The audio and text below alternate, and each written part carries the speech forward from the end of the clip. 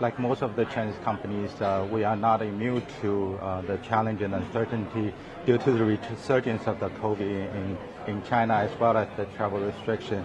To give you an example, that in the past, our planned operational tri-fly activities had to be restricted at a certain tourism sites.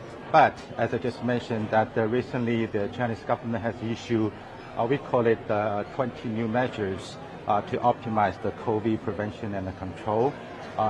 For me, to some extent, it's a good sign that the Chinese government has started to loosen it, even though it is still under the COVID zero policy center point.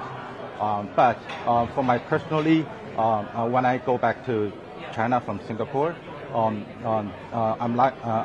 happy to see that the quarantine the period will be reduced from previous 7 + 3 days to 5 + 3 days. Even though it's just 2 days, but it's a good improvement, and we hope that the improvement will continue to be strengthened. For our companies, and especially for the industry, urban air mobility that we're in, we have seen the catalyst for growth and improvement going forward in China, especially the Chinese government department at the national industry and the local levels are supportive to the industry.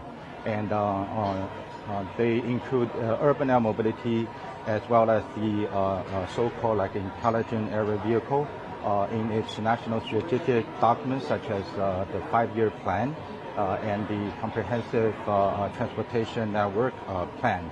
And the Chinese Aviation Authority, the CAC, has established 20 unmanned civil aviation experimental zones, and recently issued a strategic roadmap for the unmanned civil aviation development to promote the industry development. So we're glad to see those things are happening in China, very beneficial to us, and we are confident in our long-term growth prospect in China.